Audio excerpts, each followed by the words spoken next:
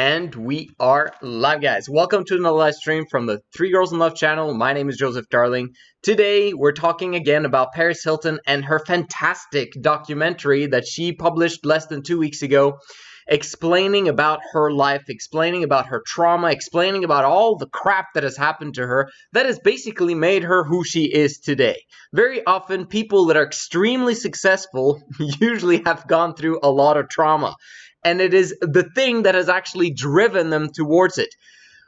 That's good for men very often when they actually become extremely successful to kind of prove to others that they could do something because they were told when they were kids that they would never amount to anything. And then they end up becoming like superpowers, right? But for women, it actually is extremely destructive for them. Because men were designed to be disciplined and to focus and to become masculine. While women, well, guess what? They were designed to be feminine. That's what nature has designed. Women are to be feminine. Men are to become masculine. We both start out as feminine little creatures when we're kids. And then over time, as men develop 10 to 12 times more testosterone than women do, we're driven, we're focused, and we're designed to actually be in that circumstance, the competitive aspect to be out in the world. While women, guess what? They were supposed to remain in their femininity and simply enjoy the now and allow men to make the now better. Most men suck. However, we can change that one small step at a time with the Men of High Value movement that we have going on here with my other channel for men, while this is the channel for women on the Three Girls in Love channel. So let's go deeply into Paris Hilton's awesome video. She'd buy wigs, necklaces that said sexy, hot bitch. What? I'm thinking, no, this is too much for me. This is crazy. And then I got a really good fake ID. She was just gone in the night. And my mother would be up all night calling every nightclub, threatening them. I think I just got addicted to the nightlife. I felt accepted. I just felt like the queen of the night.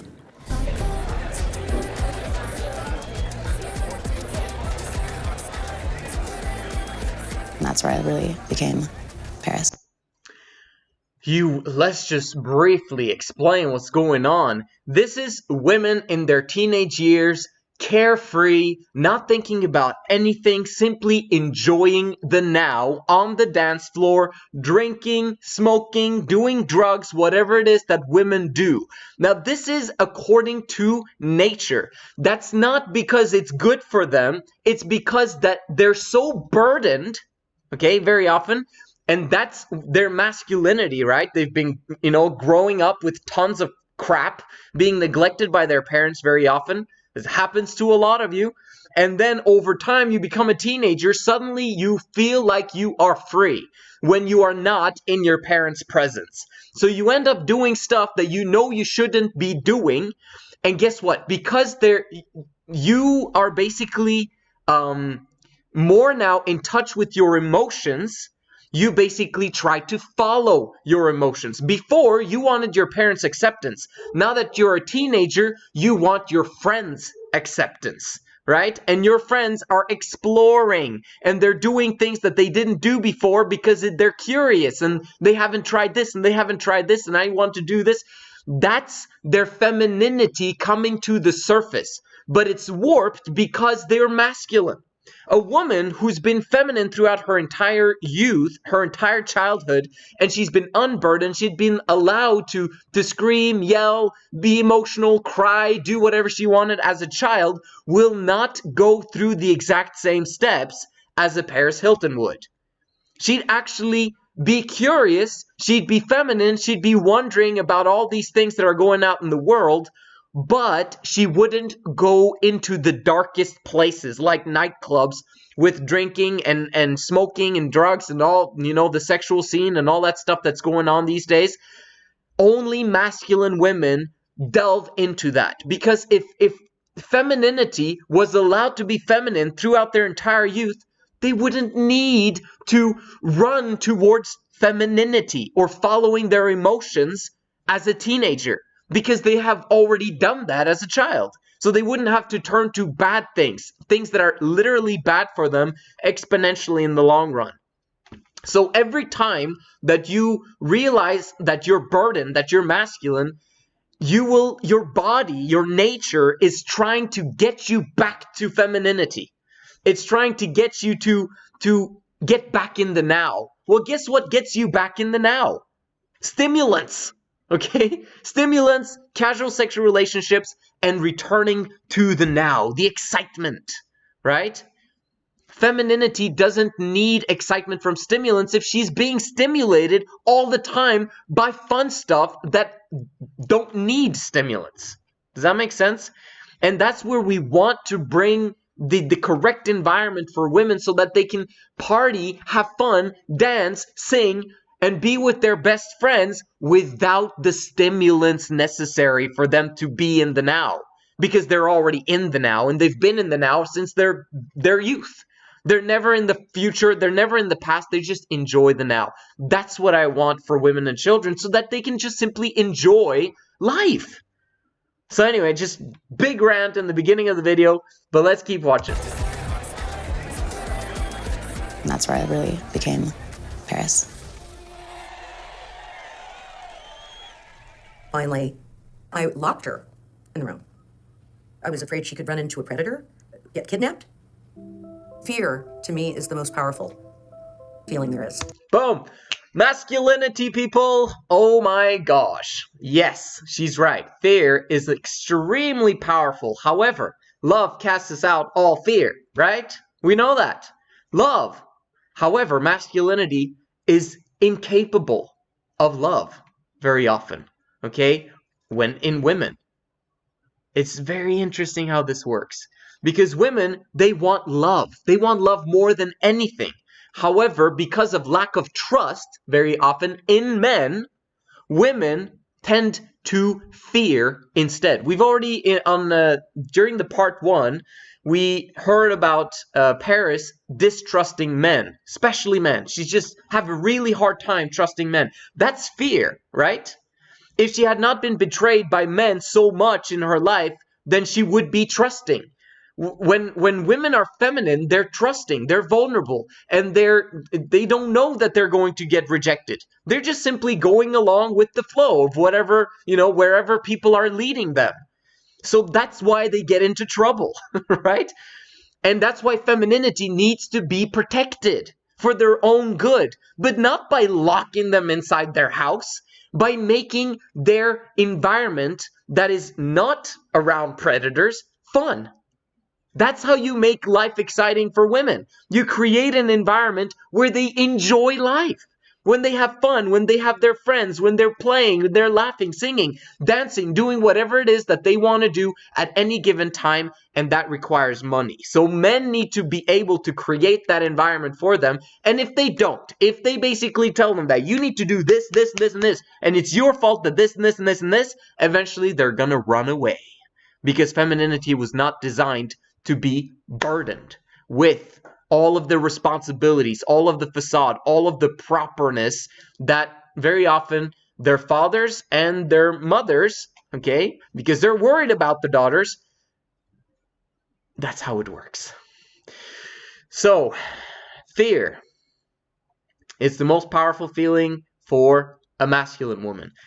And she will be in fear mode because of what's happened to her in the past. So obviously things have happened to her mother, in the past, and that's why she's worried about the future of Paris and her kids. And so she locked her in the room. That's the easiest thing to do. Force, right? But force makes things worse. Always. Force never works. This is why my channel is focused so much on freedom. We need to allow. We need to allow. We need to let them explore, but preferably preventing, let them explore early on. Let them talk to you. Let them vent. Let them get everything out on the table so that they don't have secrets. That's the easiest way. The only reason why they locked her up was because Paris had secrets. And she wasn't telling them anything, right? Because she knew that they'd be freaking out and yelling at her and blah, blah, blah, blah. So she just cooped everything inside. And guess what they did? They ended up locking her in. What do you think happens when you lock in emotions?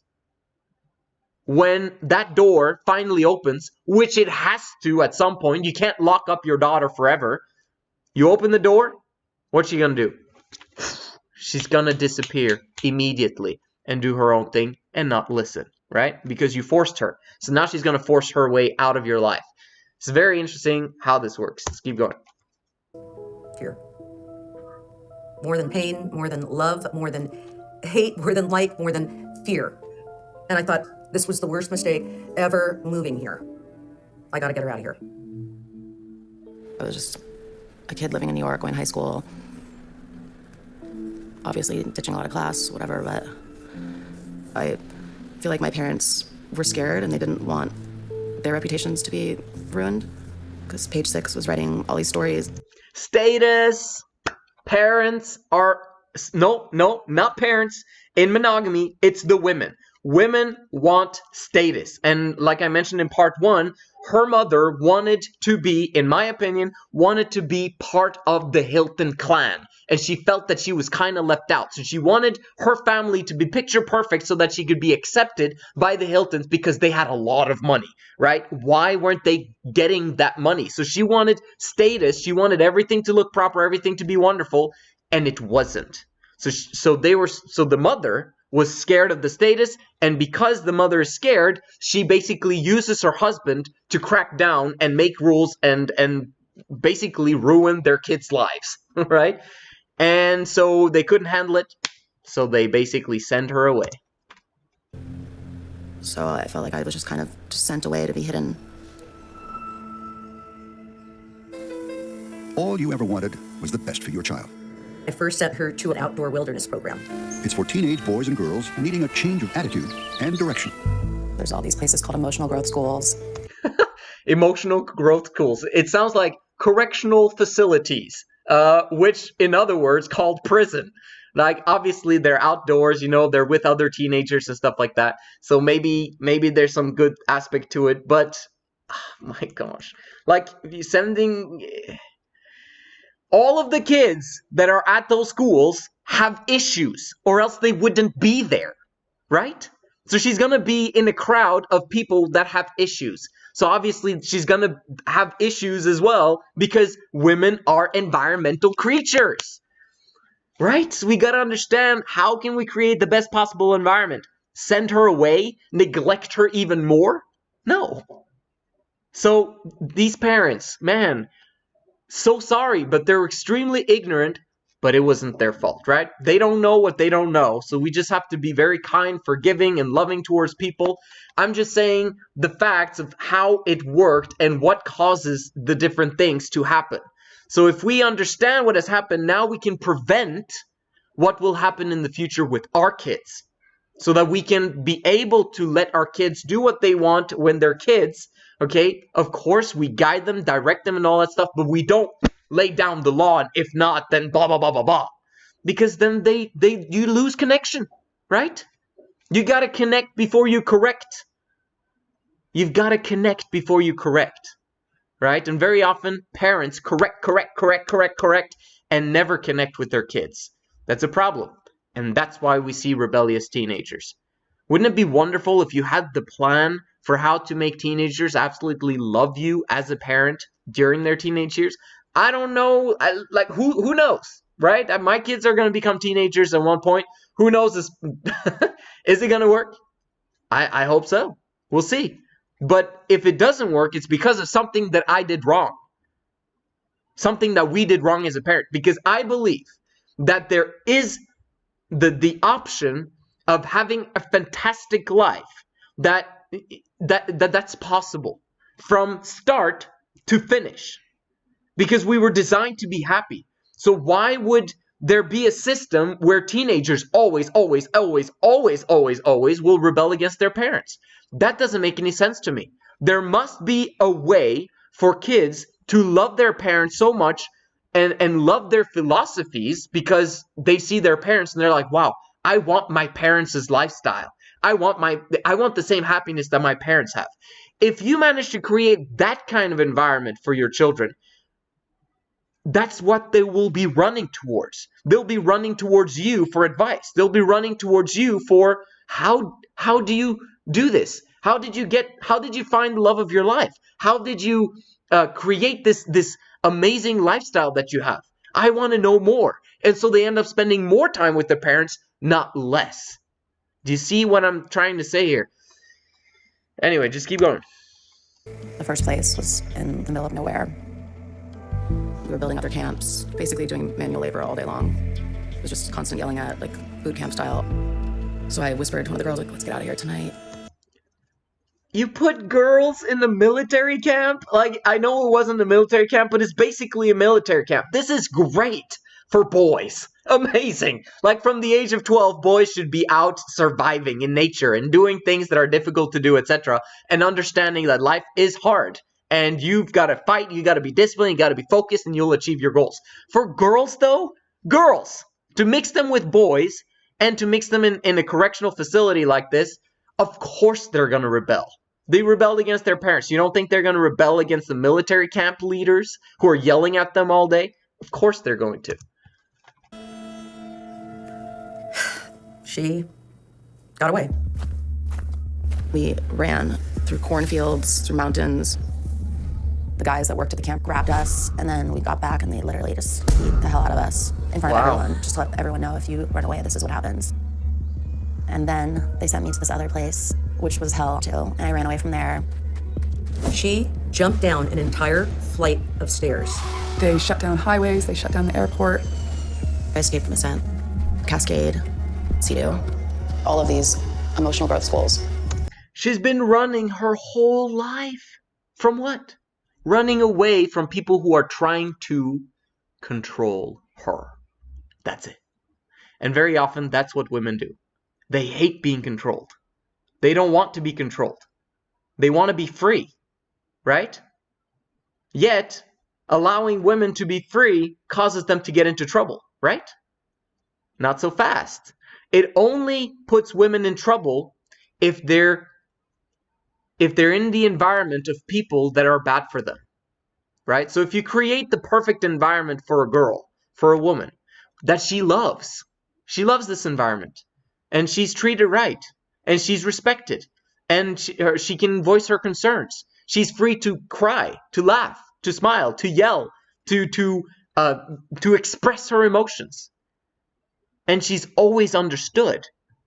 Why would a woman run away from that? Right? If you create the perfect environment for women where they don't feel controlled, they feel that there's flow, that they can be themselves, that everything's wonderful, they will never run away.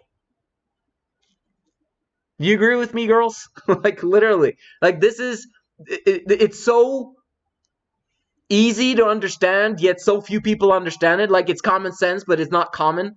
It's kind of like everyone's trying to control women. Actually, this has been what's going on, or what has been going on for thousands of years, because girls in their teenage years would get pregnant, right? There was no prevention. Girls would be in the now, and they would be vulnerable. They'd be feminine, and they'd be mixing with boys, and then eventually they'd find a guy that they're interested in, and suddenly they're pregnant. And everyone is poor, and the father's poor, so he now is like, oh my gosh, a grandchild. We don't have food to feed this family, and you're going out there getting pregnant. Like, this is why men very often would control and be controlling, right? To make sure that everyone survived. In many ways, they had to. And so they used force, which is bad. But they didn't know better, because, well, what else would they do? So now, over time, we've come to a point in time where women are now free to do whatever they want. They've got prevention. Great. Now they don't get pregnant as much, but then sometimes they do, because they hate prevention sometimes, right? So they end up getting pregnant, and sometimes the prevention doesn't work, right? And then there's abortions, and then all this, and women get themselves often into trouble. What's the best thing to do? To create the perfect environment. That's it. If you create the perfect environment for an environmental creature, she will respond the correct way without feeling controlled, without feeling not understood, and she won't run away. Let's keep going. We're just spending all our time trying to figure out, should we move to the moon? What do we do? I'm like, please, can I just go home? I've already been through so much. I promise I'll never go to a club again. Please, like, I can't go back to these places. Like, you have no idea. There was no convincing them, no matter what I said. So I just didn't trust them. It made me not trust anyone, not even my own family. Oh my gosh.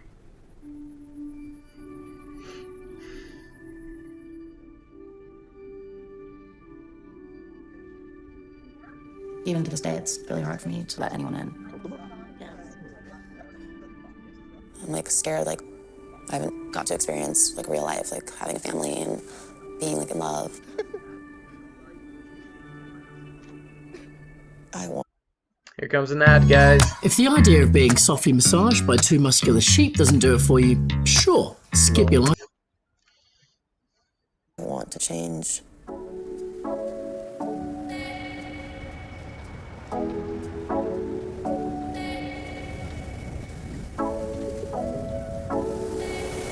Yes. Nature.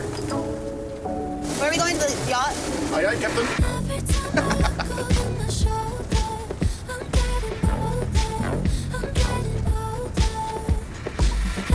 Hi, boys.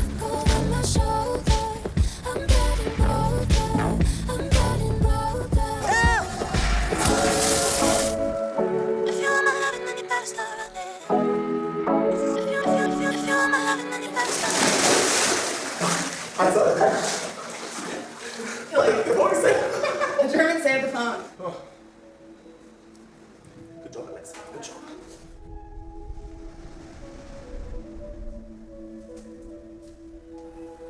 My last vacation. That guy's literally 10 years younger than her, for sure. It's very often what happens with masculine women. They date younger guys than them. Because, like, it's so interesting how that works. I don't know. I should make a known video on that, maybe. But it's basically to create more life. And also, they can't handle someone that has more power, more experience, more everything. So it's easier to control a guy that's younger than them because they feel like she has more money than him. She's got more power than him, more experience, more everything, and she could easily let him go, right? Because she doesn't trust people very easily, it's easier to trust someone that doesn't have power over her. Does that make sense? So, on the opposite side, if she wants to, but she can't do this on her own. But what she really wants is to relinquish all power and give it over and trust. If femininity could trust, that's when they're able to let go. And that's one of the things that women desire the most of all, is to simply let go. Because if they trust, life is beautiful. Life is amazing. But they can't because they've been screwed over so many times in the past. And that's what Paris has gone through. And this is why she gets younger guys, F-boys basically, to be with her and travel around with her. But she doesn't really feel it for them as much as they feel it for her. But she doesn't know if they feel it for her or not either. It's just very interesting. If you see all these celebrities who are old, who have younger guys, you know what's going on. Was probably when I was 15 with my family. It's just been nonstop work, and I felt like I needed to do this for myself, or I'm going to lose it. So she did go on a vacation. It's so beautiful. It's Mykonos. I love it here. Good for her. For some reason, it's hard for me to relax.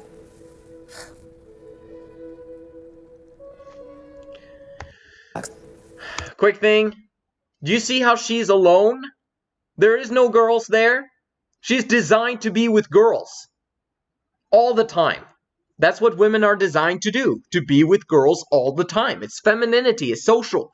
Right? Yet she's spending time with the man. Which causes her to not being able to relax. Because he's testosterone. He has the driven. He has that aspect to him.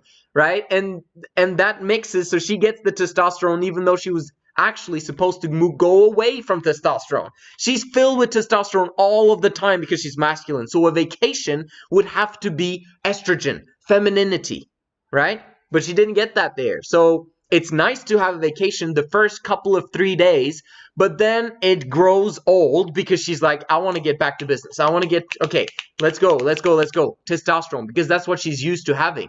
And that's what she's having with her boyfriend there as well. So it's so warped because that guy is trying to be more feminine so that he can relate to her. And she's like, I'm not attracted to feminine guys. Why are you being feminine? And so it's basically like hybrid relationship. Again, extremely sad. She can never properly relax.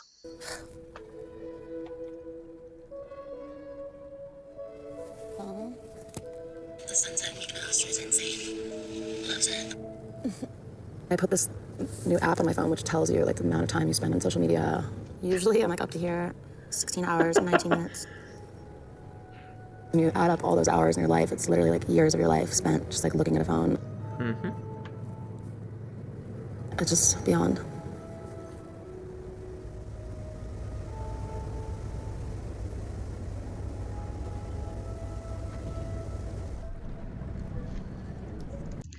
If women are in love, they don't put pictures of themselves half naked on Instagram. They just don't.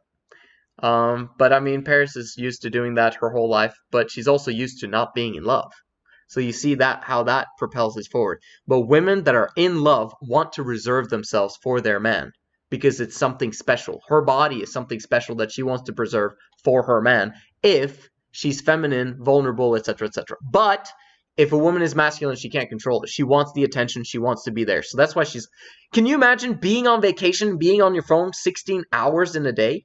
Or 11 hours, so whatever it is that she was on her phone? Obviously, she's not with the guy. So he basically like has to like restrict himself. And I'm like, it's kind of lonely here in Greece. I mean, I wish I could spend time with my girlfriend. She's on her phone.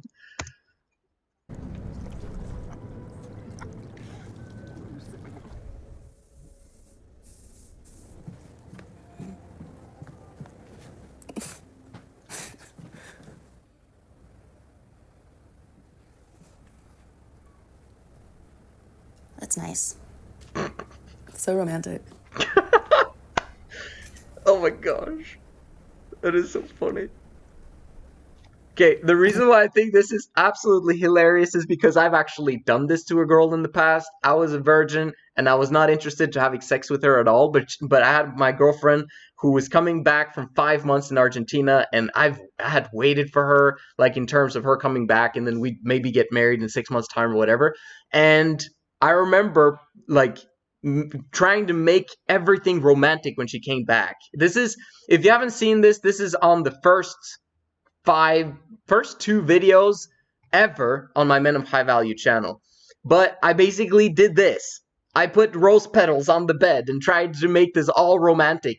And this girlfriend of mine, she ended up dumping me the day after. Like, she was like, oh, that's nice. That's so romantic. You do all the perfect things, but I'm not attracted to you. And I just recognized this is basically exactly what she's feeling. It's so funny. Oh my god. That's the best part of life, is falling in love and being in love. It's the most incredible feeling in the world, and I haven't felt it in so long.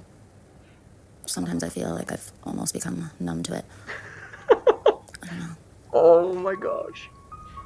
With my last engagement, I was really happy in the beginning. Paris Hilton's boyfriend. No! You see, like, it's obvious that she's not in love with this new guy, okay? But she's sleeping with him. She's kind of there, just the F-boy, you know? And she's thinking about the past. She's literally thinking about her past boyfriend. And do you know why she's thinking about her past boyfriend? I don't even know the story of her past boyfriend, but I know that she was rejected by him. Massively. She said in the last episode, or last part, that she, after that engagement with the guy that she was with before, she thought she was going to be single for the rest of her life. Yeah. You know why? Because she was massively rejected. And when a woman is rejected, she's going to think about that guy pretty much until she's rejected by another guy. Like, massively rejected. So if she's massively rejected by a guy, she's going to think about him forever. For the rest of her life. This is the problem with men rejecting women or breaking up with women or that's basically causing trauma on their lives and ruining all of their future relationships. Because every single time that she tries to be with a new guy, every guy is like, they're nice, but they don't reject me like that last guy did. And because he rejected me, he still has my emotions. He still has my thoughts, and I still think about him. And it's a problem. I want to move on, but I can't. Right? So the only way that she can move on is if she literally falls in love with another guy. And that guy needs to be high value. He needs to have more power than her, which is almost impossible, right? To have more power than Paris Hilton. How on earth is she going to trust you to do that? So women get screwed over so badly, because of their serial monogamous relationships, and then something goes extremely wrong in one of them, and she keeps thinking about that guy forever. Unless she finds a new guy who literally fulfills all of the emotional needs that she has. Friend of 2 years proposed with a $2 million 20-carat diamond ring. Wow. Tell us about him. Why is he the one? Because you've tried a few. You've taken a few test runs, haven't we all? Yeah, I finally found my perfect other half. From the outside, it would look like just the perfect couple because I'm posting all these really happy photos and amazing quotes. Paris Hilton addressing her split with Chris Zilka, ending their engagement. By the way, this is also what happens with all women. I know you guys out there. Oh my gosh, this is hilarious. But all women, if they're in a relationship, they will post happy pictures of themselves with their boyfriend. They will post, oh, I love my husband so much. Or I love my fiance so much. I'm so happy, blah, blah, blah, blah, blah. You know that most of that crap, 80% of it is a lie, is a facade, and it's all about status, okay? They want others to feel that they're valuable and that they're worth something because they don't feel worth anything because they look down on their man. This is what happens the majority of the time. Women will look down on their man because they have the power in the relationship by default. That's how it functions. That's how monogamy works. Where the woman, because she has one, she desires sex less than him. So he has to basically, be a nice, he has to reject her in order for her to desire it more than him, which good guys don't want to do. So basically the woman ends up having the power in the relationship, and not only that, but if at any point in time the woman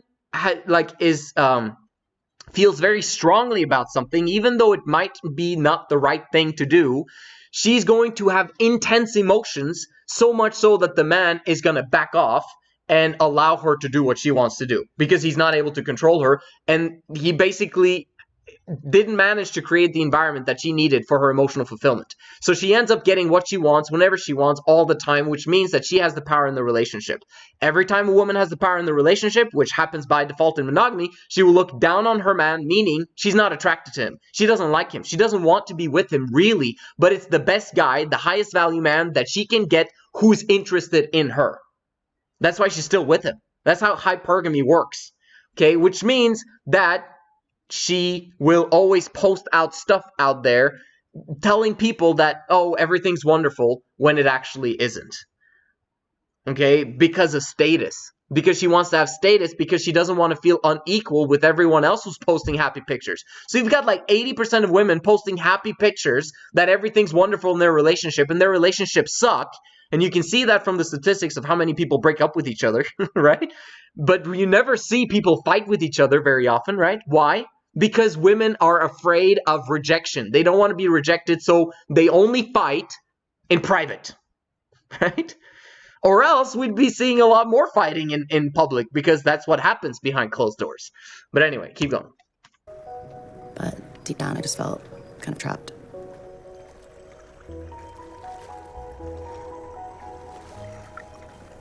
When you get married, you're forced to grow up. When you get married, you're forced to grow up, okay? 3 Girls in Love, that's what this channel is for. To help women, to help men, to understand that women were designed to be with other women. Simple as that. And to remain, basically, a girl. Not growing up, not becoming a woman of massive responsibilities and a superwoman, having to charge on a career and having to have kids and having to do all of these things all the time because of all these expectations and responsibilities. No. The way for a woman to be in love and to stay in love exponentially forever is for her to not have to grow up. Because if the women are allowed to let go and simply have each other, 3 girls in love, the man is forced to grow up. And he's already grown up before he even got them. Because if he hadn't grown up, he wouldn't be trustworthy enough to take on that responsibility of 3 girls letting go.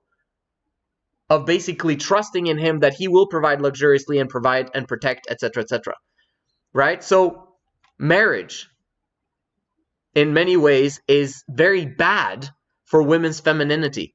Because you put those two together, the woman is feminine, hopefully, the man is masculine, hopefully.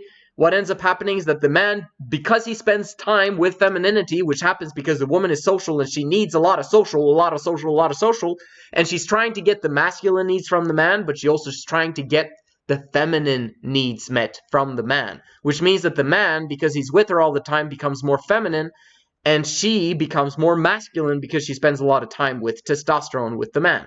So they both become hybrids instead of the woman being allowed to remain feminine and the man keep going towards more testosterone and being more disciplined instead of being filled with estrogen by spending too much time with her. If you haven't seen my other videos on this channel, you won't understand much of what I'm talking about right here. A lot of it's going to be like, what are you talking about, man? Subscribe, like this video, and watch my other videos. I'm serious, because if you understand how all of this functions, it simplifies your life so much, because life is about relationships. And if you can figure out your relationships, you've basically figured out life. And you're going to be fired up outside your brain for the rest of your life, enjoying it to the nth degree, because it's all about relationships. Okay? And the hardest thing for people is the romantic relationships. Well, guess what? With this channel, it's not hard anymore. Welcome. Anyway, keep going. Are you afraid to grow up? I am afraid to grow up. Like, I know I am grown up. I don't know. I think after being at those schools, you lose your childhood. She was burdened. She was burdened. And so she was feminine, and then she's basically burdened by her parents, burdened by all these schools, burdened by all the crap that's going on in her life, running away. Okay, can't trust anyone, right? She's gonna be burdened. So she's trying to remain in her femininity by partying and doing all the things, trying to return back to the now. And now she basically, at one point, she wanted to become a billion. She wanted to provide for herself, get the $1 billion, create her brand, and hopefully everything's going to work out. Well, no, it doesn't work out like that, because you become more and more burdened, the more focused, the more disciplined you are. And the only reason why she's doing it is because she doesn't trust anyone. If she could trust the man of high value, and he was actually trustworthy and had integrity and did what he was supposed to do, creating the right environment for her, she wouldn't have to grow up, and she could be happy for the rest of her life. Like, isn't it strange to listen to a woman who says that I'm not going to give up before I get $1 billion, right? And yet she's saying here that I don't want to grow up. Like, I know I'm grown up, but she's basically saying I want to still be a girl, but I can't trust anyone. So as a girl, I need to get the $1 billion, because then I can remain a girl. But that's not how it works. Okay?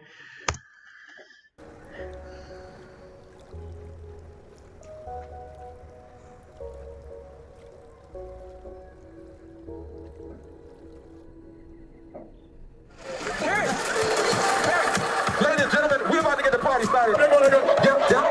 We got pairs open in this mother. And here we go. What's up, Los Angeles? Are you guys ready to have a good time? Let's do this shit. I just feel like at night is when I really come alive. I love music, and I love just like dance on the table and just have fun.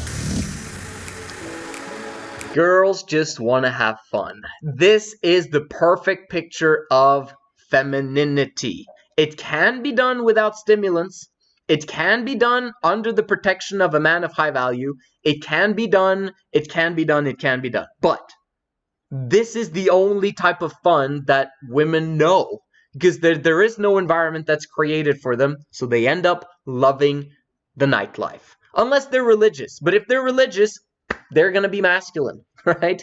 Or, you know, they've gone through the nightlife so much that it's given them so much pain that they pull themselves away from it.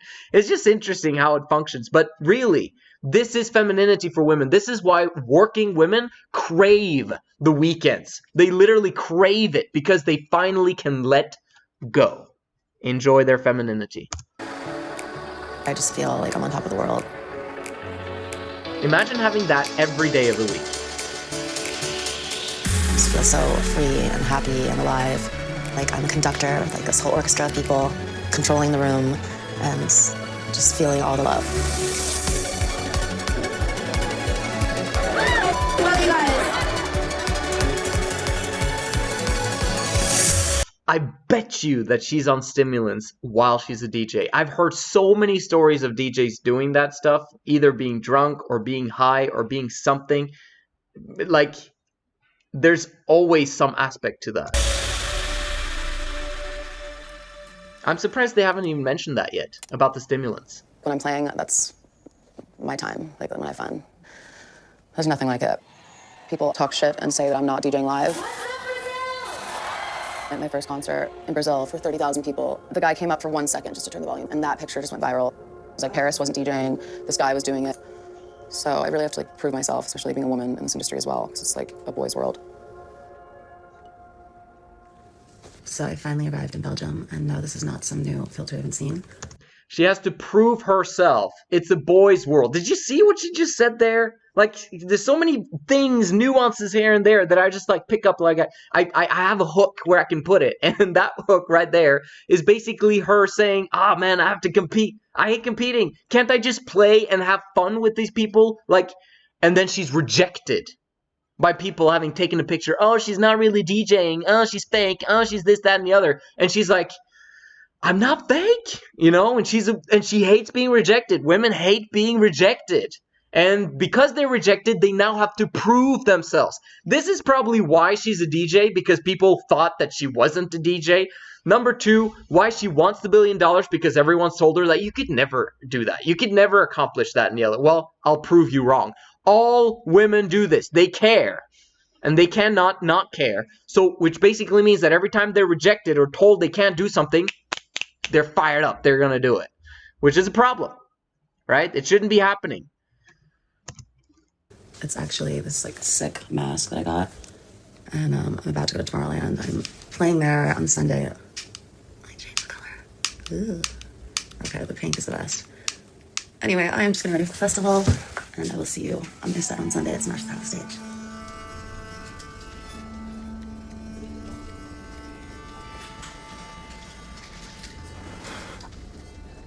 I'm scared. If this erases, I've been practicing this set for like 2 months. My life. No, I think it's gone.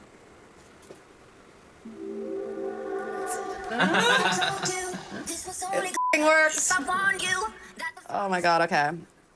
We're supposed to leave in 17 minutes and 21 seconds. I am nervous as every summer I've been wanting to come here. Tomorrowland is the most prestigious, like, biggest festival in the world. Like, there's nothing that compares to it. So to be playing at this is like, I'm like, I can't believe it. Oh my god. Thank you so much. Me? Yeah, seriously. For what? Because you're just very helpful and patient. That's normal. And I know I'm a f***ing nightmare to deal with. Nightmare. Love you, baby. It's all good. Love you too. All right, let's do this. I'm hot. Okay. Let's go. I have not done a sound check. I can go and set it up. You don't even know how to do it. All right, here I go. This shit changes the name to... Oh my gosh. Oh, cringe. Okay, I just see so much femininity going on there. But that's normal. He has to do it because he has to relate to her, and so that she can relate to him, he has to be feminine, and so she becomes more masculine, and it's just like the power dynamics in their relationship is completely normal, and he's doing his best. Like, he literally is. You can see that he actually likes her and that he actually wants things to work and for them to have fun and stuff like that. But it's unfortunately it's not gonna work. That's what's sad. Tomorrow, land. We're here. What's happening? Where is everyone? The press? Let's just do the press. We can get this over with and do everything. Okay. So let's make sure the computer doesn't fall off. I will Where's the press room? We online at Tomorrowland, and in the studio we have Paris Hilton. This is Tomorrowland World Radio, and we welcome to the studio Paris Hilton. So as we celebrating 15 years at Tomorrowland, what would 15-year-old Paris Hilton think of Tomorrowland? I've been actually going to raves since I was 15, so the 15-year-old, who I basically still am at heart, would be raging balls here. Totally blown away by it, right? Yes. Thank you. Have fun. Feeling it. Thank you. Sick mask.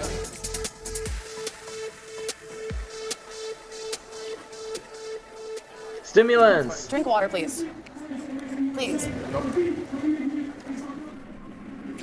Please don't stress me out. I'm really nervous as it is. No, babe, I wouldn't stress you out, but you left me 5 pounds today. But baby, I was just doing 9 interviews. It's not my... What did you? I'm really nervous as it is. No, babe, I wouldn't stress you out, but you left me 5 pounds today. But baby...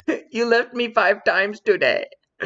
She's working, bro. Like, what the hell? What do you think she's there for? Okay, like, now I'm beginning to see that, you know, he's like, he needs her. It's like, Mommy, where'd you go? I was just doing 9 interviews. It's not my fault. Yes, after that, there was like a promotion. No, that was some And there was some girl. She was a new artist. Yes, She was even if you're right, if I say no, you don't have to do it. I can't say no to people. Yes, No. that's what you... Oh, this is what's going on. You know what happened? He got drunk. That's what happened. She left him, okay? What do you think he does when he's walking around feeling lost? I'm like, this is not my scene. I don't know what I'm doing here. And he got drunk. So now when he's back with her, he's basically telling her the truth of how he truly feels. Masculine men never use stimulants. Ever. Because when they do use stimulants, they no longer are in control of themselves. Right? If they can control themselves, everything's great. Because they'll restrict themselves and they'll know the environment and act accordingly. Once they get drunk or high or whatever, that's when the problems come. You can see it. And she's trying to explain, oh, this is why I did this. And he's trying to be understood. Okay? Masculinity seeks to understand. Femininity seeks to be understood. Right? So now, if you have 2 feminine creatures, there's both seeking to be understood. And if they're both seeking to be understood, then one of them is going to escalate, the other person's going to escalate, and then they're going to continue until they get completely pissed with each other and can't be in each other's presence. That's what happens when a man is feminine and when he uses stimulants. Not acceptable. And I already knew this from the first picture I saw him, this guy's feminine. Hey, that's why I've been in this industry for You're 20 doing years. more promotion for them, like for me. Oh, honey, don't. I don't care that you do promotion about me, but it's just like... Do you see how drunk he is? Do more for them, like for me. You can ring your microphone, okay? Well, I didn't even put my set together because I had no time because I've been fighting the whole time. Now? Let's go.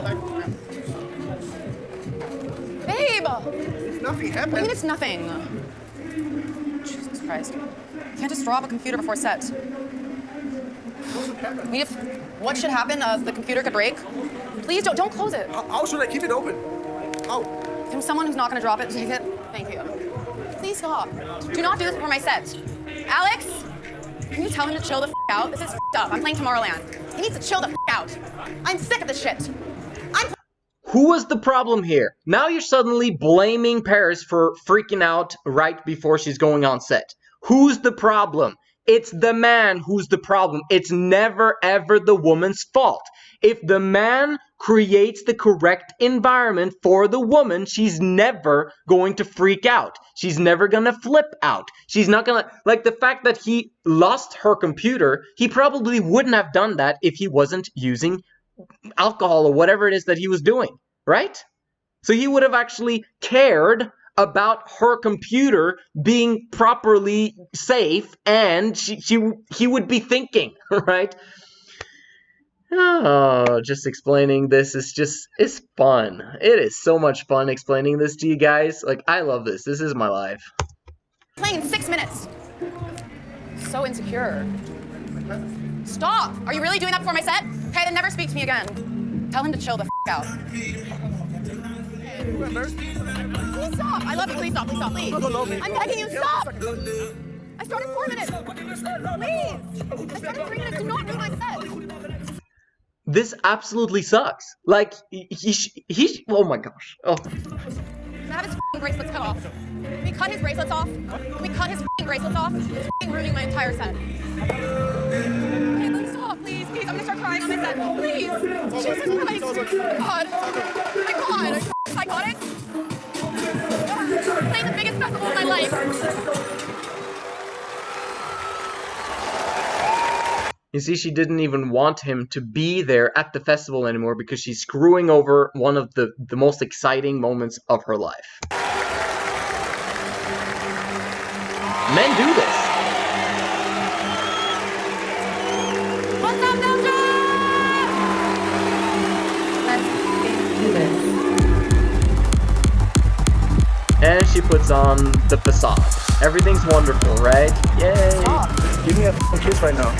Don't be like that. You did this. I did this? Because of you. I apologize. Stop. Get the away from me. Give me your bracelet. I want him out of here. He's kicked out. Done. And they're done. Again, not her fault though. But that's what she attracts as a masculine, powerful woman. She attracts feminine guys who basically need their mother. Her.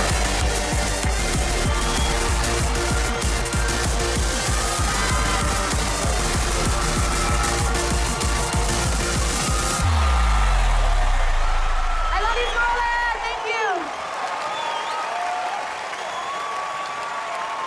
I really liked how they did this documentary. Really good.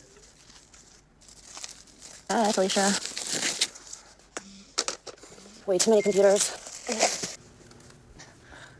This is not all like different relationships, but anytime I do have a new boyfriend, I always get a full new computer because they always break into my computers or they'll scream at me and threaten me. Give me your password now. One night, I was with one of my ex-boyfriends and we got in a big fight. I was on my computer ignoring him because I felt really uncomfortable and he just grabbed it from me and just like slammed it on the floor. I should probably check and see if there's more. Great, I just revealed my hiding place. I've never used any of this stuff. I just buy things and then people put them in here and then I can't see anything because no one organizes anything. You've got so much stuff. Yeah. And you're always saying to me you need to make your $1 billion. Like that's what you're trying to do. Yeah. $1 billion. To spend it. That's just my goal in life. Like when I was a teenager, I always wanted to make 100 million. I was like, when I do that, I'm gonna be happy. Oh my gosh. Like, do you see how much stuff she buys? She's not trying to go for $1 billion, right? And that's the thing with femininity. It's inconsistent. You're not capable of doing the thing that's necessary to get done in order to get the goal done. So there's going to be inconsistency. And her inconsistency, she's trying to build her brand, she's wasting all the money. Trying to build a brand, wasting all her money, which causes her to take longer and longer and longer and longer time in order to get the riches, right? And she's basically becoming rich because she's beautiful. I mean, that's basically what Paris Hilton's life has been. And I mean, no offense, she, like her mother said, she is brilliant. She's massively intelligent. She has so much potential, but unfortunately, she's not able to. That's not what her life was supposed to be. Her life was supposed to be happy, to enjoy life, and yet the years are slipping by. I think once you do your goal, you just want to keep going more and more. And then what? And then I'll be happy. I'm happy now, sometimes. But it is lonely. What about Alex? I told him that I'm just not ready for something right now. Oh, she's happy because you know that women by nature, because of their estrogen, are designed to be happy all of the time. Like, of course, they have their cycle, right, which goes up and down throughout the month. You know, they have their PMS, which is, day 21, 22, 23, 24 of their cycle. And then you've got basically her period, which is the second and third and fourth day, right? But most of the rest of the month, she's like, women are designed to be happy, and they are happy. So 80% of the time, they're happy as long as their environment is the way that it's supposed to be, right? But unfortunately, we live in a world where most women never get the environment that they need to keep the happiness that they naturally have. So she's naturally happy, but because of all the stress, the drama, and all the crap that's going on in her life that she attracts because she's masculine, she's not going to be happy all the time. She's going to be happy basically 20% of the time instead of 80% of the time, right? And when she is happy, she's not full-blown, oh my gosh, I can't believe how happy I am, because she never gets to the exponential growth curve, right? Everything in life has an exponential growth curve. You want to become exponentially happy, you have to do things consistently over a long period of time. If you are consistently happy over a long period of time, then you're going to get the exponential growth curve. Because her happiness is so inconsistent, that exponential growth curve is extremely difficult for her to get.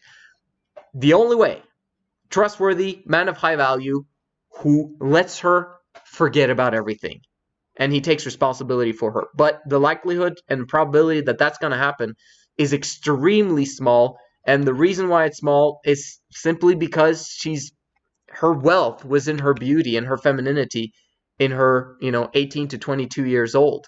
But now she's 39, and basically her opportunities are fading. And basically the guys that are a little bit older than her, they can, who are richer than her and who have the ability to get beautiful girls, they don't need her crap. So they very, very often need, they want girls that are in their 30s or 28 or 26, because they can. They have options. They don't need to choose Paris, if that makes sense. So it just gives her a very, very tiny pool of guys to choose from. I've never ripped someone's bracelets off their arms at a music festival. That's like one of the meanest things you could do to someone, is taking away their artist band. But I just had enough at that point. A person can only take so much. Like, anything that tries to control me, it can't have room in my life.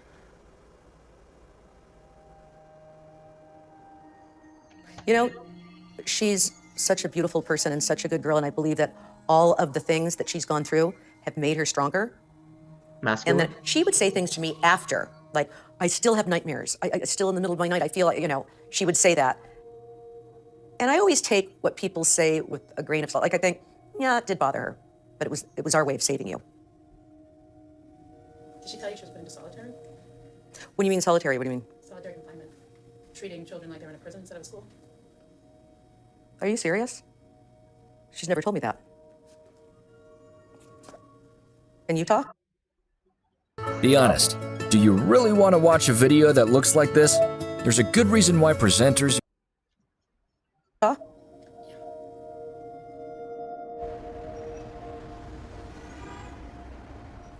Oh, shit. Secrets. Popping bottles. Cheers, bitch. Cheers. Again. Why do you think girls keep secrets? Because they don't want... Because they know they're going to be judged. And they're going to be, told that, no, you're lying. Or this, that, and the other. And she's going to be accused more. Or, she's scared. Fear of what people are going to think, or what, But now finally she's coming out with it. I'm very grateful for this documentary. Like, literally. Like, this answers so many questions. Not that I knew a lot about Paris, but it's just wonderful for me to be able to help people understand more about what's going on in women's lives. I look beyond. No, you do not. The woman has been up since 5 in the morning. I went to bed at 1:30. The woman looks amazing. I woke up 5 times, having nightmares as always. I have dreams of my real life. Like when I was taken from my house, by people and being locked up somewhere.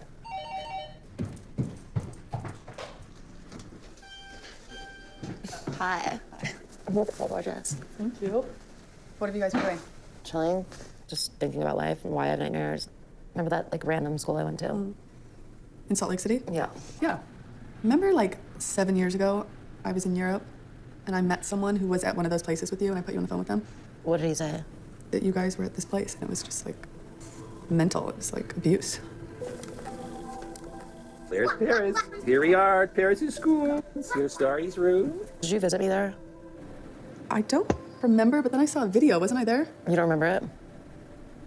No. I feel like we both blocked it out.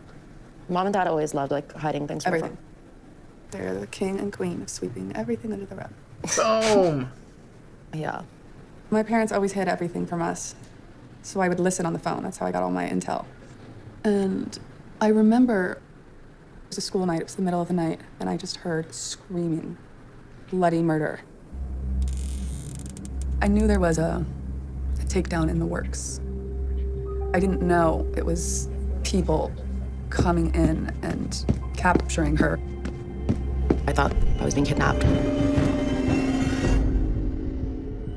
I started screaming for my mom and dad, like, help me, and no one came. As they were taking me, I saw my parents standing by their door, crying. I was like, please help me, what's happening? And no one would tell me what was happening.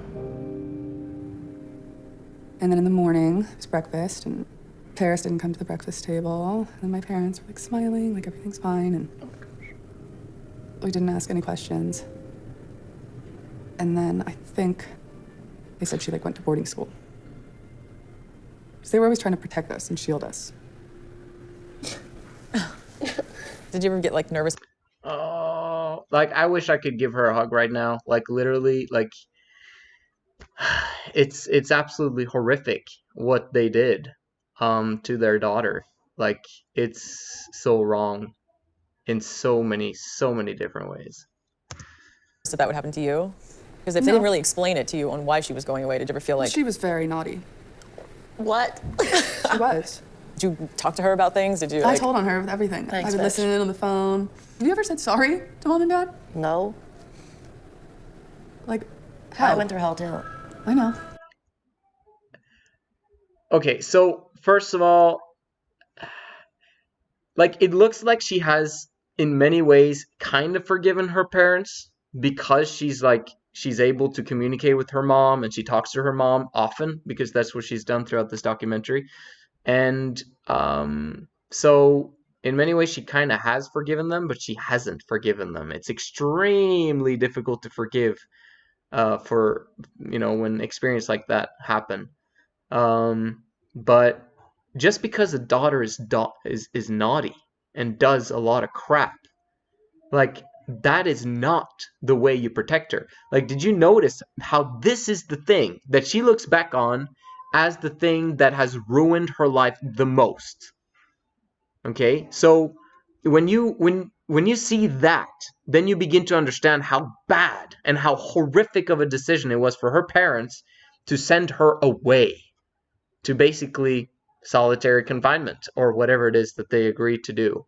But I don't know, the mother didn't seem to know that that's what she was going to, or I don't know. Very interesting. The last school that I went to was Provo Canyon School. And that was the worst of the worst. There's no getting out of there. You're sitting on a chair, staring at a wall all day long, getting yelled at or hit. I felt like a lot of the people who work there got off on torturing children and seeing them naked. They would prescribe everyone all these pills. I didn't know what they were giving me. I would just feel so tired and numb. Some people in that place were just gone. Like the lights are on, no one's home. A lot of people were on suicide watch. And I was so scared that was gonna happen to me.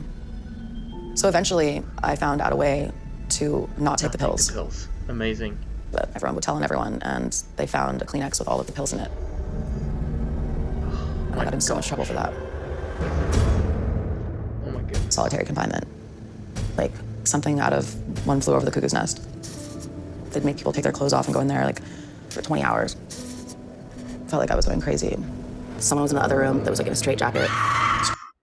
You really cannot do this to women. Like, this is like the worst things that you can ever do to women is solitary confinement. It's the worst thing you can do to anyone, actually. Any person, ever, is to give them solitary confinement. Like, this is why people go crazy on, like, a lost island. Like, what, the movie Castaway with Tom Hanks, for example? They go mental. That's what happens when you put them in solitary confinement like that. So, yeah, this is not good for anyone. Oh my gosh, yeah.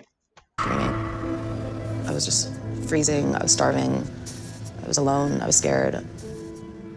My parents were in New York. They didn't know. But I was so angry and so upset, I hated them. I was at Provo for 11 months. And the only thing that saved my sanity was thinking about what I wanted to do and who I wanted to become when I got out of there. I was going to do everything in my power to be so successful that my parents could never control me again. There you go. Her parents had the money. The parents had the lifestyle or whatever it is that she wanted.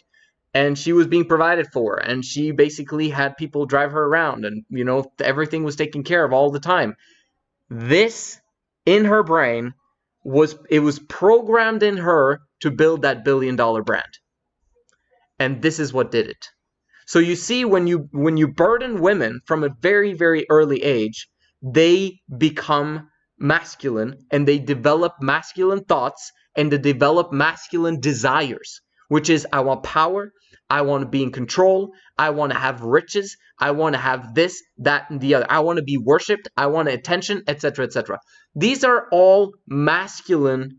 Okay, maybe the attention is more feminine, but all the other ones that I mentioned are masculine desires. So when women become programmed with those, that's what they're programmed to do. They're moving towards masculinity and all the crap that comes with it. Now, since she's extremely beautiful, she is, there's no hiding it, and she's basically very popular, and she has the name brand as part of it, so that gives her the extra fame. That is what has helped her to gain the amount of success that she's had.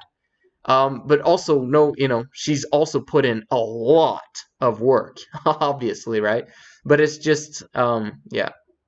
It's sad. She didn't have to go through this life this way. When I turned 18 and got out of Provo, it was one of the happiest moments of my life. I just wanted to be independent, make a name for myself, and build my brand. I knew that would be the ultimate freedom. And that's when I met David LaChapelle. David LaChapelle is one of the most iconic photographers in the world. David said, we need to shoot at your grandparents' house. I was like, totally, we'll climb the gate, I don't care, I'll open it. So basically we're in this room at around 3 a.m, and he wanted it to be a strong picture. I'm just posing, whatever, and I think he wanted to provoke me. It was just a moment where he looked at me and just said, F you, as a joke, and then me going back, and I was like, and that was the shot he used, just that one instant. Mom's calling him, freaking out.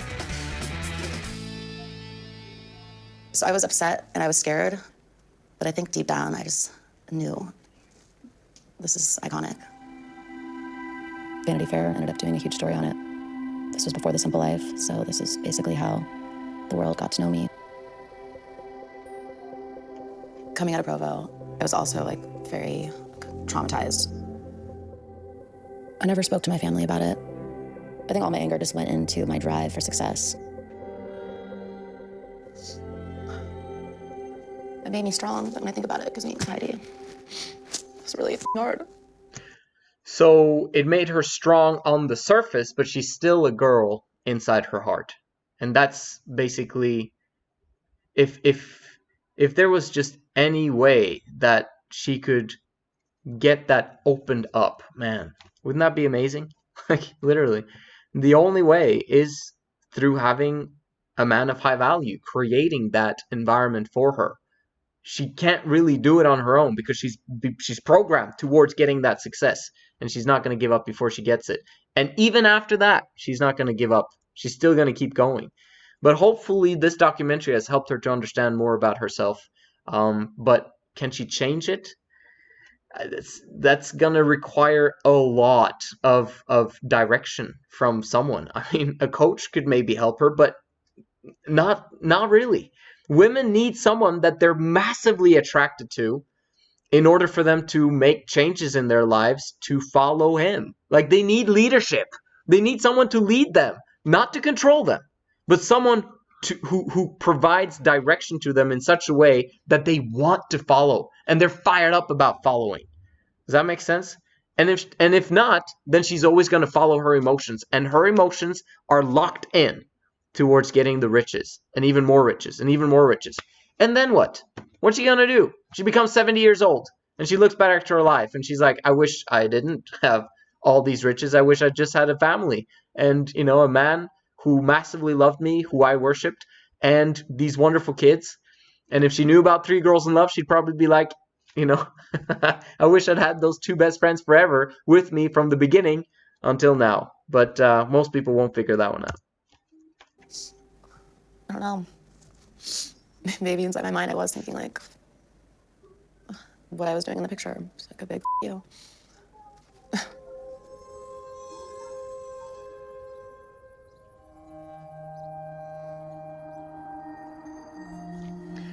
I don't know if my nightmare is. I just want to mention to you guys just quickly, all women are perfect. They're simply environmental. It's all about the environment. You fix the environment, women are perfect. I just want to state that to you guys, because if the world knew that, then the world would be a different place. This will ever go away, but I do know that there's probably hundreds of thousands of kids who are going through the same thing right now. And maybe if I can help stop their nightmares, it will help me stop mine.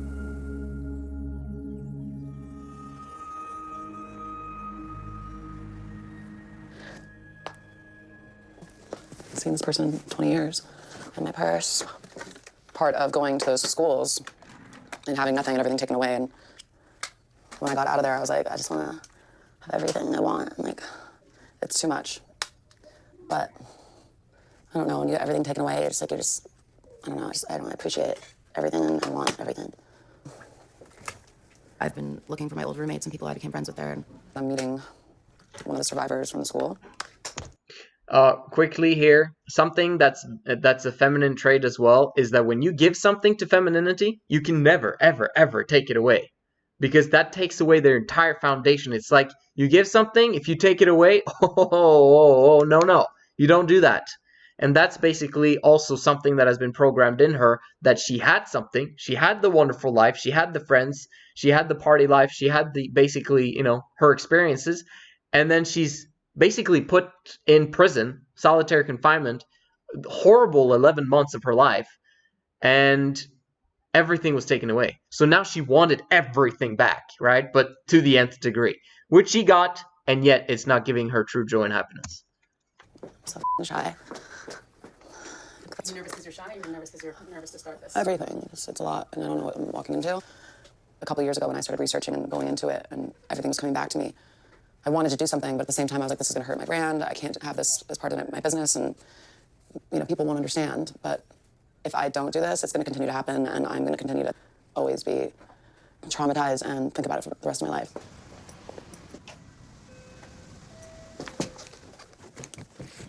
Hi. Hey, how's it going? Good. Long time no see. I don't know if you recognize me. I looked very different back then. Hey. Thank you for coming. Yeah, no problem. It's weird that like a lot of survivors, they wake up like after like 15, 20 years and like, wow, like it hits them and they are ready to talk about it. Yeah. So Provo Canyon School, it's been this beast that's been around for 50 years. But every once in a while, some employees would decide that it's gonna be great if they open their own programs. So PCS not only is responsible for the kids they abuse, but like all these sister programs that branched out and made the troubled teen industry.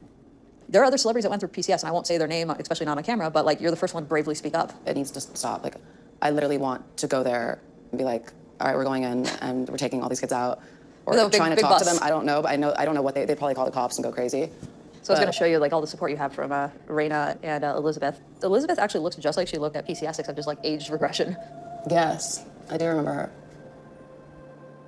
I still have nightmares, and it's been 20 years. Do you remember Raina Hager? I remember her too. The staff were abusive.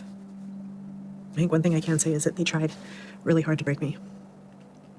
And they caused a few cracks. I don't think I met your best friend there, but we did find her, Jessica.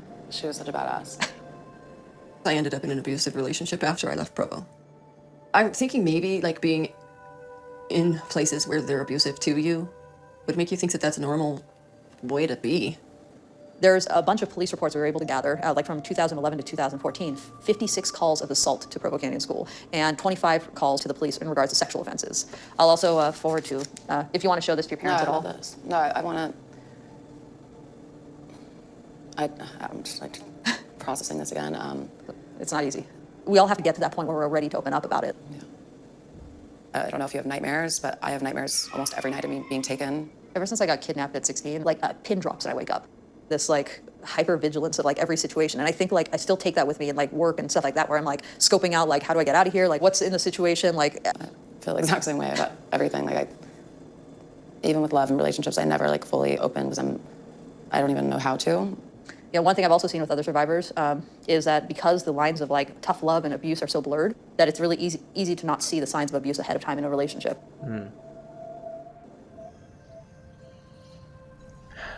This is so good that Paris did this. Like, I'm amazed. This is probably her greatest accomplishment. Making this documentary of her life and explaining what's going on at these camps, these schools, these whatever, in order for these to be dismantled completely. And correctional facilities for kids and teenagers is not good at all. But I mean, it's mostly from parents, right? Parents not knowing, parents who should not have become parents, who became parents. But what's interesting about this story is that family actually had 4 kids. Like, could you imagine that? And the oldest one gets sent to this place. After being at Provo, you don't even know what love is or how to have a relationship. You look hideous. I've been in a lot of relationships where people, they just get so controlling and get so angry that they become physical. How many?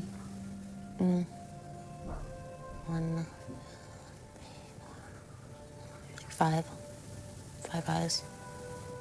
We just got in an argument. I was trying to leave his house and he just got really mad. Just was grabbing me and pulling me.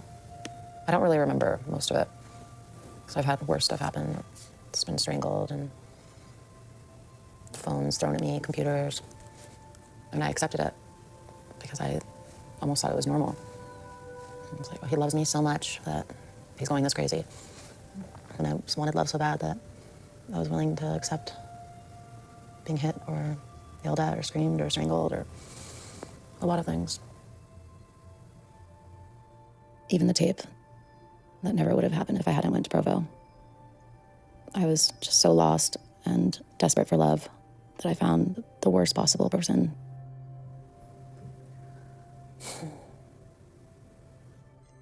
After being at that school, I just didn't want anyone to know and I didn't want to be embarrassed. I was so obsessed with looking perfect on the outside.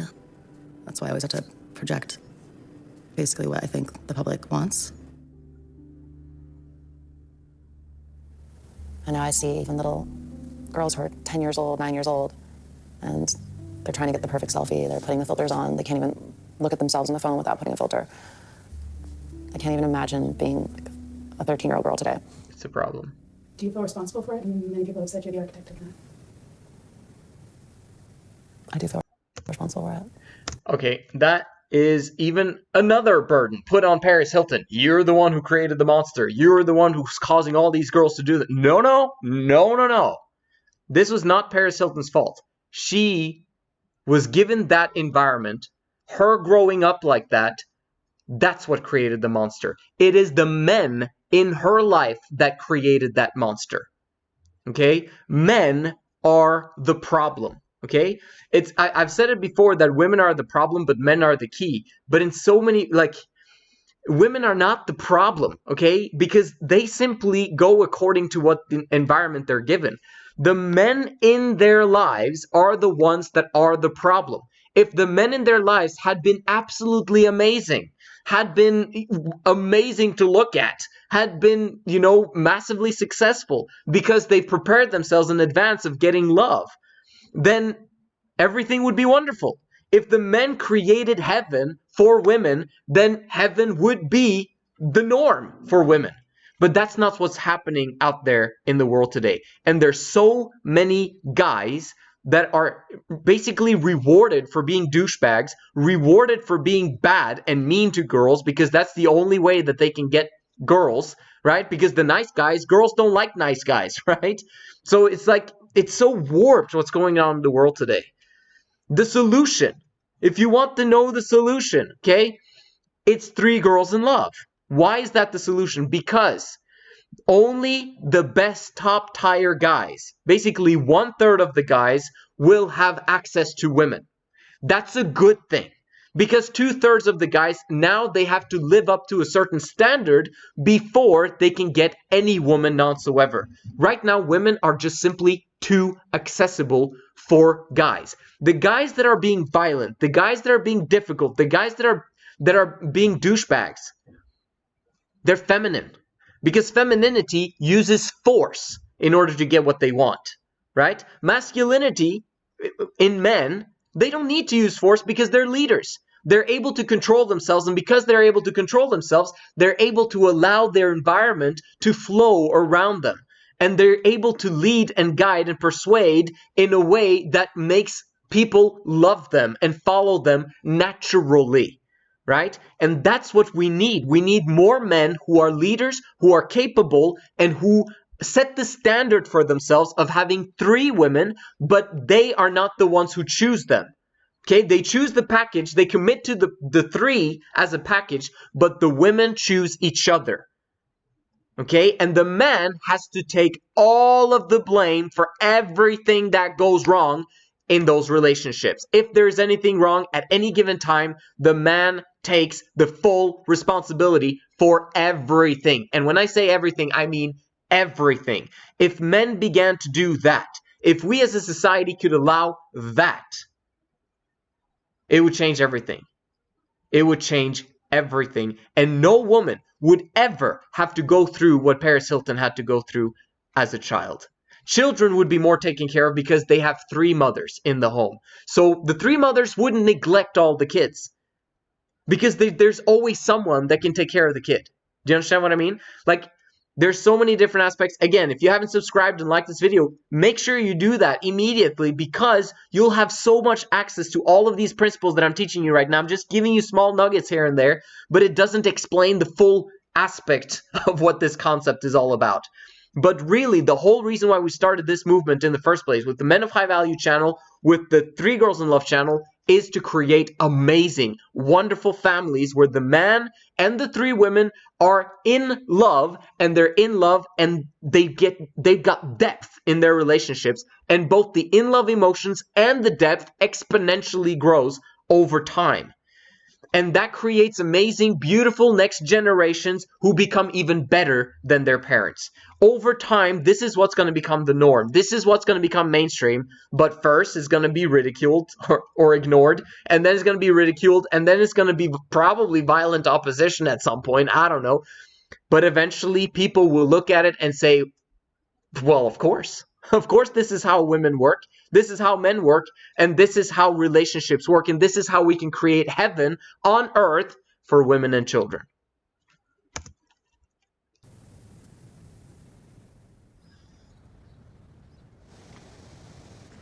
Hello? Hi. How's it going? Good. How are you? Email. Awesome. Are you ready for tomorrow? Yes. I'm excited. I'm nervous. Yes. You're not going to be the only one. Yes. The sample photos I sent you, those are from other girls that were in other programs. So I think it kind of maximizes your sort of skills you have as far as social media and raising awareness that way. Yeah, this is amazing. I love it. The whole campaign about breaking silence is about coming out and saying, this happened to me, and it kind of empowers others who they were ashamed about talking about before. I've never discussed this publicly with anyone, so it's going to be like a shock to people, I'm sure, because no one knows. Oh, yeah. But, like, it's the right thing to do to help kids. Definitely. I can't even imagine the fact that they have 9-year-olds in there now. Like, 8-year-olds, no less. 8-year-olds. And these parents have no idea. Horrific. I don't see them. Oh, they're coming.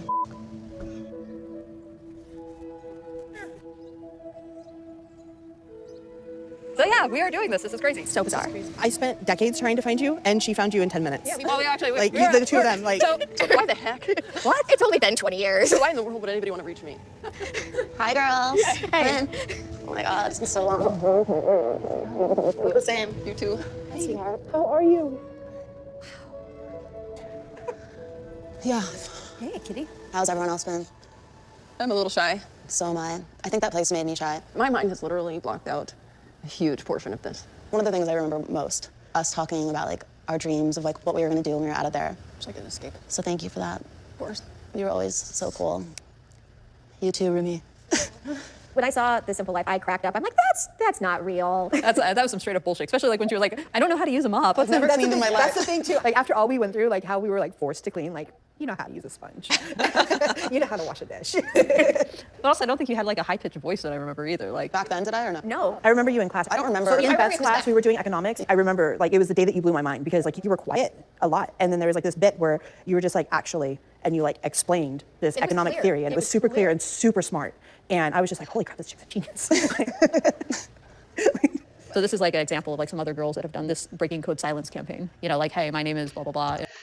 Just the aspect of her being genius and brilliant and intelligent and all that stuff, I know that that's true. And you can hear it as well. But the aspect of why she is that is because she was ambitious.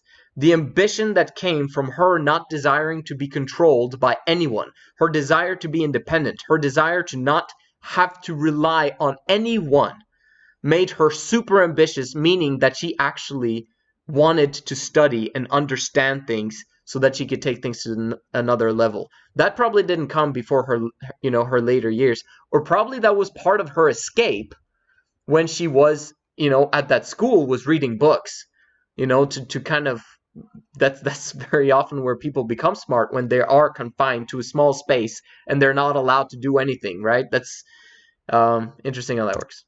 And this is, I was a survivor of Provo Canyon School. While I was there, I was deprived of my rights. Wow. Provo Canyon School. What are we writing next? Then you put underneath the Rough dates. Yeah. Our years, and then gave me Trust issues. Fear of being controlled. With PTSD. There's so many that it will not fit on the card. So we're to look at me like, whoa, Paris has a lot of issues. Don't worry, I've got a lot. The thing is that, like, these issues aren't issues that you, like, decided to create one day and have and walk around in the world with. You know what I mean? This isn't your shame. It's not her shame or hers or mine. It's their f***ing shame. Yeah. We've just been carrying it. Amen. My name is Catherine McNamara, and I'm a survivor of Provo Canyon School. I was force-fed. I was cut off from friends, family. I witnessed girls be physically and emotionally and sexually abused. I was emotionally abused by staff, by other peers. What's up? See, this is beautiful. This is women in action. This is women being there for each other, relating, basically trying to, allowing themselves to feel, allowing themselves to open up, to get it out, to vent. Beautiful, absolutely amazing. This is what we need more of in the world, is women being allowed to express themselves and get everything out on the table. The more we can seek to understand women, the more we'll understand the world, because they make up the world. Okay, men very often simply don't care. Okay, but we shouldn't care about the guys who screwing everyone over. They shouldn't be rewarded for any of the crap that they're basically doing to the rest of the world, right? We should be rewarding the best men in the world for their trustworthiness, their integrity, their ambition, their desire to do good in the world, right? The triumph of evil is for good men to do nothing. This is the time for men to step up and to become better, to understand what's happening, and then to truly make a difference in the world. There's no pressure. Okay. I understand. Thank you. I witnessed and endured physical abuse, restraints, emotional, mental abuse. I was forced onto medications. I was taught that everything that happened to me was all my fault. I'm speaking out because no child deserves to be punished for expressing their feelings. Oh my gosh. Oh my gosh. Amazing. I was forced onto medications. I was taught that everything that happened to me was all my fault. I was taught that everything that happened to me was all my fault. This is the opposite of what I'm telling you guys here on this video today. It is never, ever, ever women's fault. Ever. No matter what happens, it is never their fault. Ever. Women are perfect. They're angels. The only reason why we get issues, or why basically we get into issues with women, or women have issues, is because the environment that they are in causes them to do the things that they do. And if people tell them that it's their fault, they're not able to control their emotions. They have intense emotions. We need to realize that. This is amazing. I'm speaking out because no child deserves to be punished for expressing their feelings. No child deserves to be punished. No child deserves to be punished for expressing their feelings. Amazing. Amazing. Should women ever be punished for expressing their emotions, for expressing their feelings? No, never. They should be allowed to vent. They should be allowed to tell the truth of what they feel. Because the moment we know the truth of what they feel, we as men can actually fix the environment. But they don't trust us because of all the crap that other men have done to them in the past. Right? Wow. I'm blown away. Especially when that punishment just equals more torture and more trauma. That was awesome.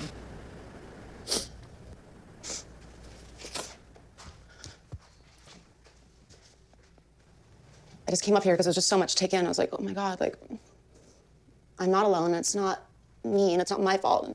Sometimes I feel like so many things, but sometimes like this robot and this character that I did and talking with them, like I started remembering who I was before. And just, I don't know. It makes me sad they took it away. But I don't know, I'm just so confused. But like, it's refreshing and new. I don't really know anyone besides my family members and a very small amount of people that knew me before all of this happened and before I became this, this thing, I don't know, the mask I put on and the way I am and like this extravagance in the photos, like all this is stemmed just from this place. When I look around my life, like, it's like a cartoon. I don't know, like I created this fantasy world cartoon. But the thing is, I don't even give a about any of these things. I've hardly worn any of these shoes. I love just chilling in like my sweatsuit, my socks, being at home, and then all this other stuff is just part of the character. Hey. Hey. Yeah. You look like Boss Lady right there. I feel like that's like the ultimate like you Provo picture. Yeah. She's a girl. She's a girl, and she finally got to connect with other girls who she was with when she was supposed to be enjoying her life being a girl. She lost 22 years of her life because of what her parents did, but the parents did it in their ignorance, and in many ways, probably the people at the Provo Canyon, place, whatever, they think that they're doing good for these kids. No, they screwed them over. Right? Oh my gosh. You are a warrior. We all are. We're all survivors. We're all warriors. And I don't want anyone to ever feel the way we do.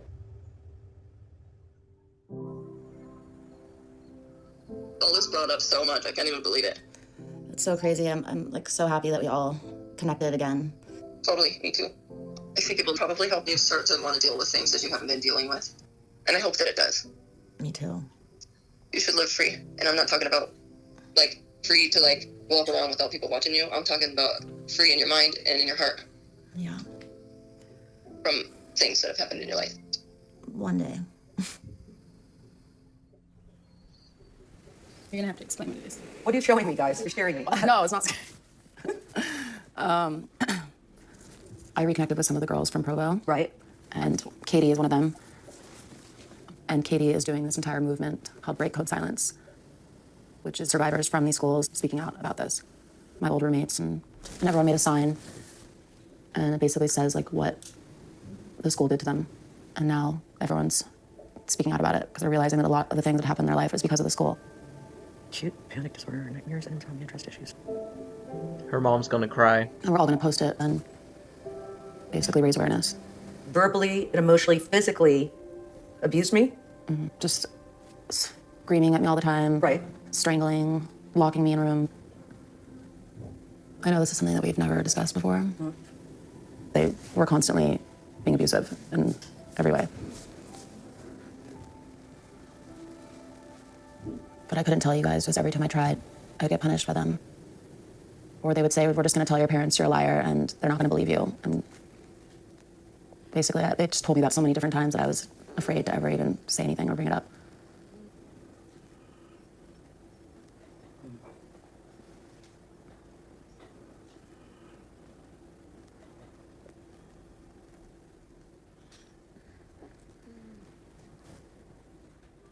Hugs, people. Physical contact. I know this, and you know that Dad and I would have been there in 1 second.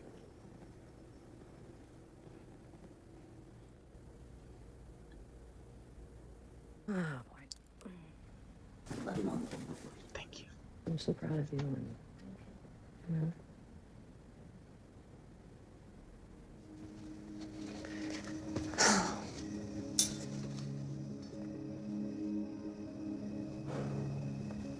I feel like this is the best point I've ever been in my life. Yes.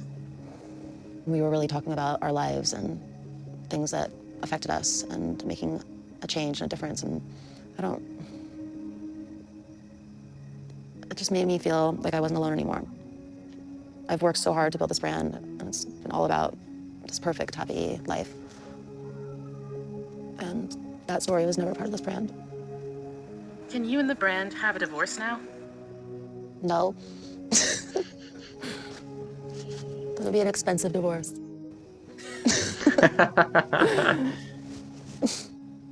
She can't. You can't do the brand forever. You can't. You're gonna age out of it. No. I'll just be like this forever. Come home. There is no way she can divorce herself for her brand. It's impossible because there is no man that will take over that responsibility and role for the lifestyle that she desires. And she cannot have the things that she has in her life be removed from her. The moment you give something to a woman, you can never take it back, which means the exact same thing. The moment she has something in her life, she cannot remove it. It's going to be too painful, and there is too much uncertainty of divorcing her brand. It's not going to happen. That's why she said no, that's not going to happen. No, I need to continue this, but it's amazing. I'm so proud of Paris for doing this. I'm so grateful that we are, fixing this problem, because it truly is a problem. In the morning light, my mother said, when you gonna live your life right? Oh, mother dear, we're not the fortunate ones, and girls just want to have fun. So I'm gonna end there. It is amazing what this video has taught us. I'm so thankful for you guys being here watching this video. I really hope that you guys got so much out of this video in terms of understanding of female nature and understanding what you should never ever do to women. Of course, not to men as well, but even more so to women, because women literally are perfect, and men, they have the ability to not care, which means that the men and women are different. Okay, we've got to realize that, and one day the world will know. So thank you again for watching. I'll make sure you subscribe and like this video, and I'll see you in the next one.